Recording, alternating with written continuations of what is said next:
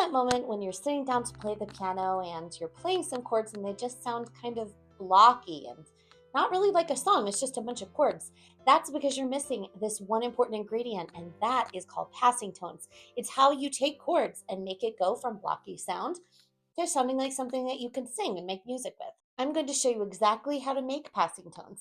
Where do they come from? How do I add them? What do I know what to do? That's what this video is all about. I'll show you at the end of this video how everything fits together. And then right after this video, you'll be able to create your own melody using your own chords. And I can't wait to hear how that goes for you, so let me know. In case you don't know me, my name's Rebecca, and I teach people how to sit down at the piano and make beautiful music every single time you practice, without stress, without fear. That's what I'm here for.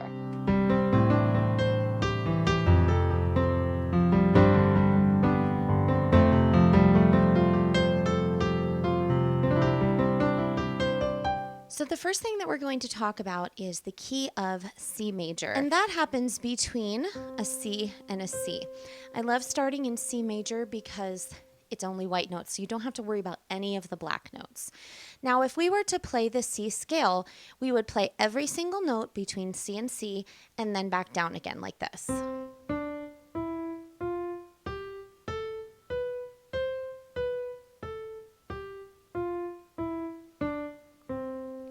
Now our ear can kind of understand what key that we're playing in. Now that we have worked on the key of C major and we have worked on the white keys between C and C, we're now going to make some different chords to form our chord progression. So I'm going to do these actually in both hands at the same time, because it's important to be able to play the chords in both hands when we play hands together.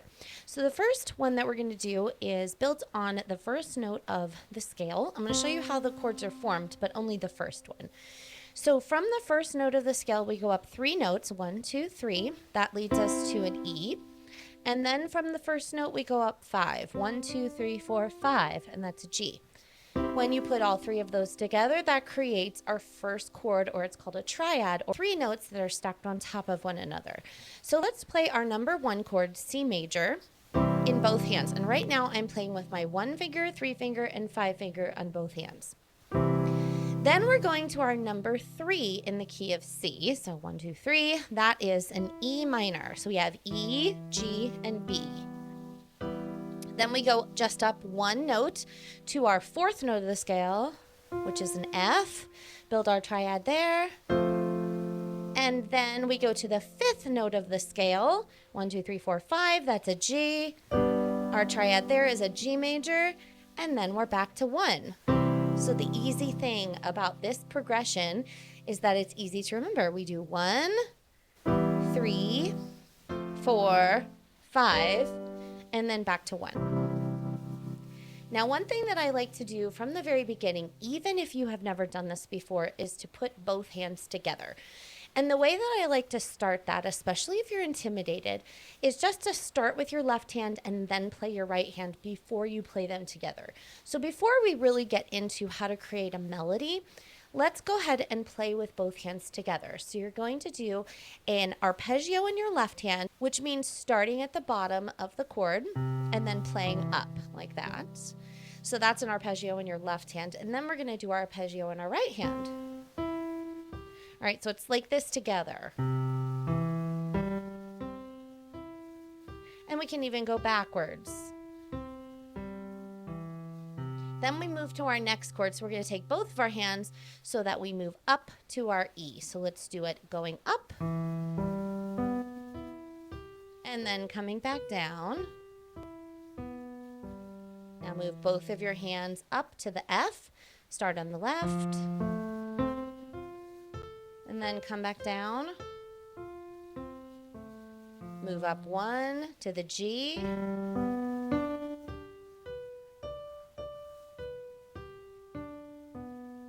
And then we'll go back to our C.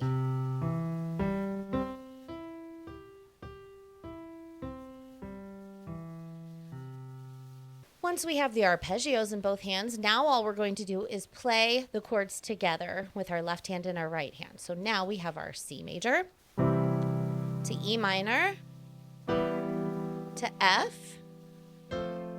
to G and then back to C.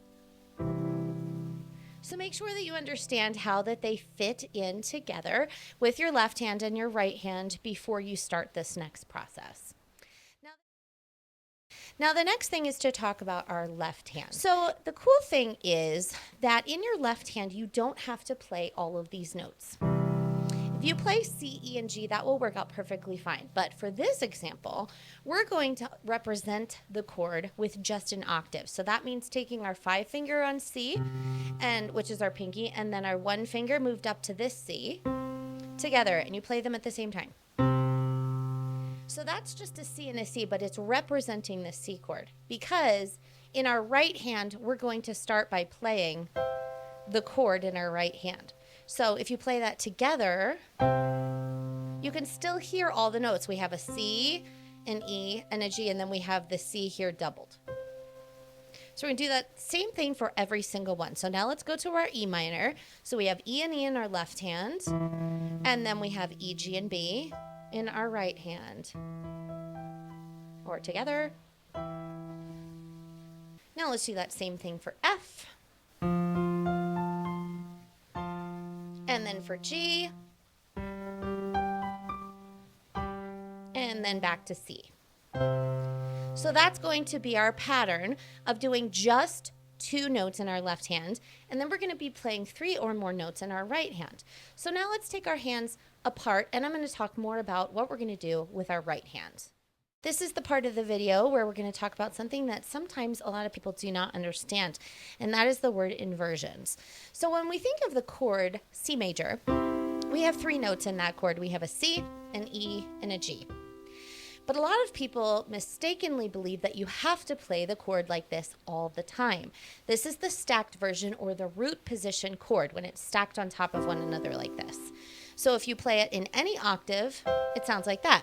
That is a legitimate way to play this chord, but it is not the only way to play this chord. The only thing that we need to form a C major chord are those 3 notes. So if we change the order in which we play them, it doesn't matter. It still is a C major chord. So let's now take this C off the bottom. We'll leave the E and the G there, and we're going to put C at the top. So now we have E, G, and then C on top. That still is those 3 notes, but now it sounds different. So listen to the difference between the root position, and that's called our first inversion. We can also do that again, where we take now the E off the bottom and put that at the top. And that is now our second inversion.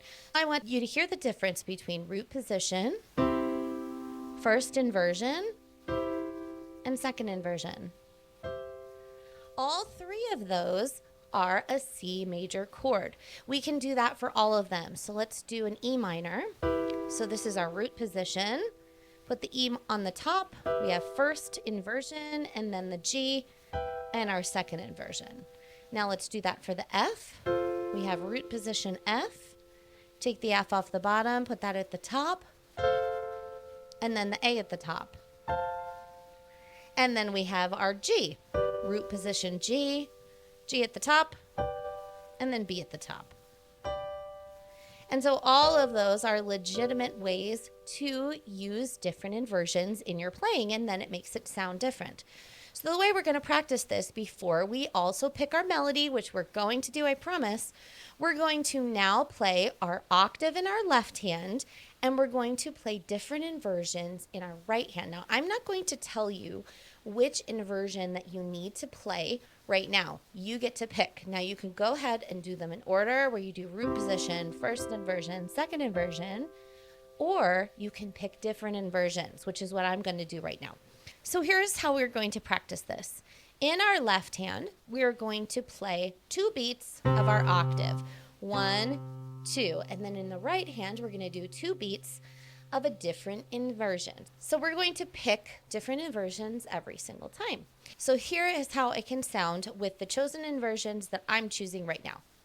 1, 2, 3, 4. Now change chords. 1, 2, 3, 4. Change chords. 1, 2, 3, 4. 1, 2, 3, 4. And then back to 1, 2, 3, 4. So I want you to try that a few times where you're doing 2 beats here, 2 beats here, and try different inversions every single time. What you're doing is you're teaching your right hand that it doesn't always have to stay in the same place. As long as you have the notes of the different chords in your right hand, then it will be appropriate for you. So this time we're going to play hands together, where instead of doing 1, 2, 3, 4, we're now going to play at the same time 1, 2, and on the second 2 beats, we're going to change the inversion. 3, 4. So for this, I'm going to take my octaves down a little bit so I don't run into them. This is middle C, so I just move down to here. So let's try this and see if we can play these chords with different inversions. 1, 2, 3, 4. 1, 2, 3, 4. 1, 2, 3, 4. 1, 2, 3, 4. 1, 2, 3, 4. And then maybe after you've done that a few times, you can try it with different inversions so your right hand gets a little bit more comfortable. By the way, if you're enjoying this video or like other videos like this about how to sit down at the piano and make beautiful music, then I want you to share this video with someone who could benefit from this as well. Since we're learning about this chord progression in the key of C major, go ahead and check out this video because this uses the exact same chords. Only I go into a little bit more about how to make a suspended 5 chord. I use this in my improvisation a lot. It gives a lot of tension and it just really creates a beautiful sound. So go ahead and find that in the description box below. For now, let's continue on with learning about these passing tones. It's time to talk about passing tones. Now, a lot of people get very confused as to how I pick passing tones. There are different levels of thought on this. One of the things that is great to remember is that anything within the C major scale is going to sound wonderful no matter what you're doing in your left hand. Now, I'm not saying that there won't be clashing notes every once in a while, but if you add different notes to the scale as they're passing by from one chord to another, that's where they come from. However, that can be kind of a nebulous concept and one that needs a little bit of explaining. So let's start here. I want to pick some different inversions for you. So let's talk about the C major chord, and we're going to be doing our first inversion to begin. It's important for our chord that we have a C, E, and a G, right? So basically, we can start here by making a melody that is only C, E, and G. And that's where we're going to start. So I'm going to just stay on C in my left hand to show you how I can do this. So you can play C, E, and G in any order and play them up and down the top of the piano, middle, and bottom of the piano. So it can sound like this.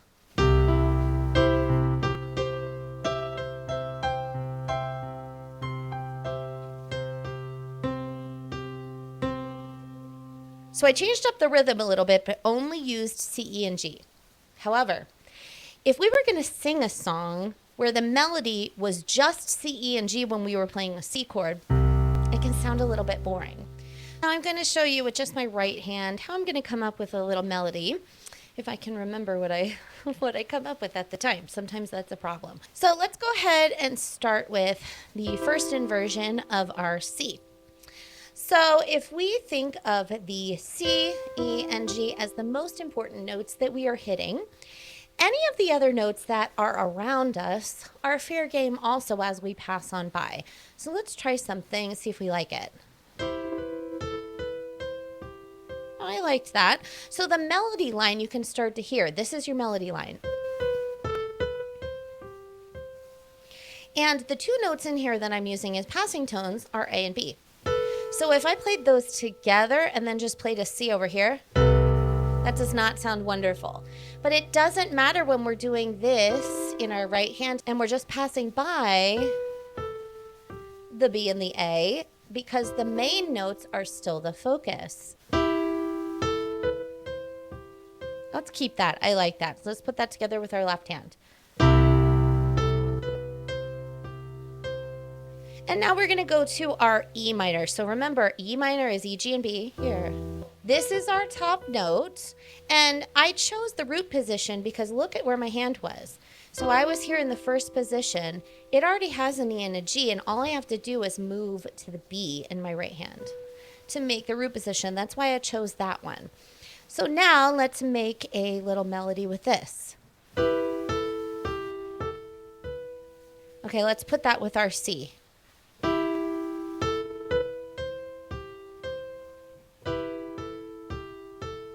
I like that. We'll put it hands together.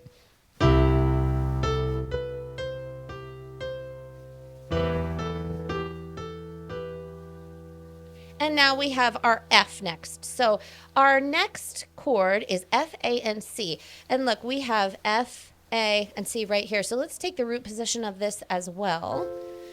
But let's see if we can come up with something a little bit different to happen in our right hand with our passing tones. Yeah, I like that. So we're going to actually go above the root position. So I have F, A, and C, but I'm going to start here on this E, which is not technically in the chord, but again, we're passing it by. So let's put this whole thing together.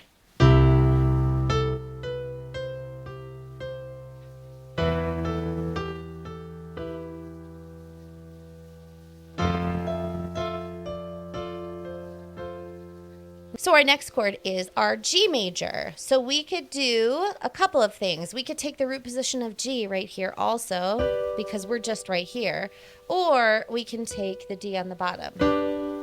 Let's do that just to be a little bit different so we're not doing root position every time. So we ended here, and then we're going to go like that. I like that. All right, let's put the whole thing together.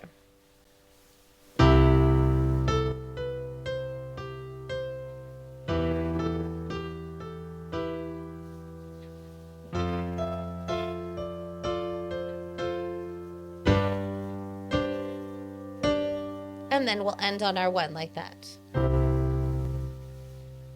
Listen to just the pinky. That's our special melody note. Whatever is on the top is what you're going to hear as the melody the most.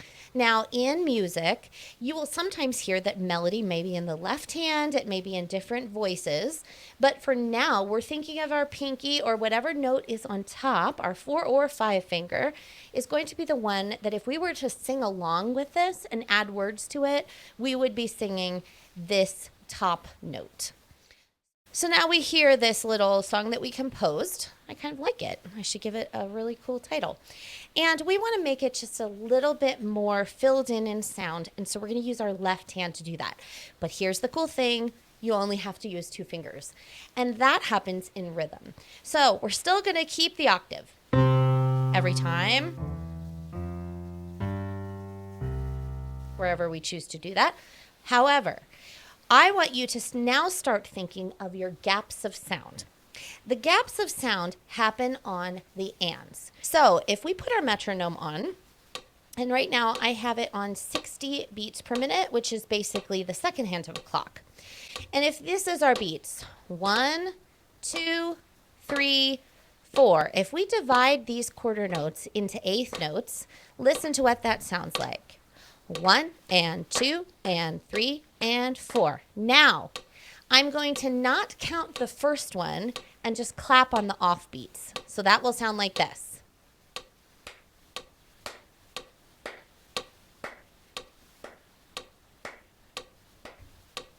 That's what I want you to think of as our fillers in our left hand. So on the off beats, on the ands, on the 1 and 2 and 3 and 4 and, you can add a beat in your left hand and it will fill in your sound. So I'll show you here on the C. So if we have 1, 2, 3 and 4 and, did you see that?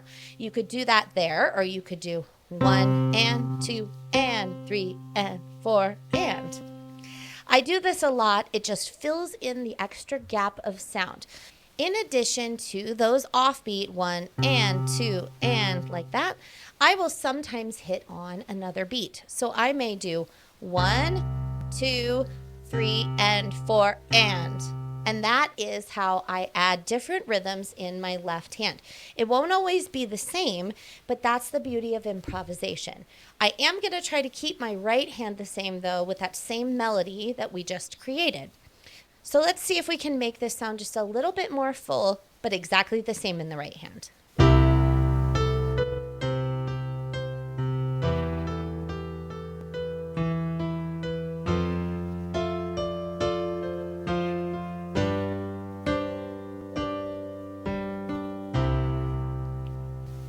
Did you also hear in my right hand where I occasionally would repeat with an and over here? People have asked me, could you write this out on the staff? Absolutely, you could, but you don't need to. If you're just filling in gaps of sound, that's what you're focusing on. Whether it is in your left hand or in your right hand, it will really make a difference. The very last thing that I'm going to do is I'm going to start the melody that we just created in our right hand. But then I want you to remember that chord progressions are meant to be in loops. So usually you're not going to just play through a chord progression one time. You will do it several times. One time is really short. So if you wanted to play it 4 or 5 times, as long as you end on your C major when you're finished, it's going to sound like a complete song. So this time I'm going to start with that same melody that we created in our right hand, but then I'm going to keep going and change up my melody a little bit just to show you the way that you can then make a melody your own. So when you do this with me, I want you to start with the melody that we created together, and then I want you to branch out and do your own so that it becomes your song and not mine.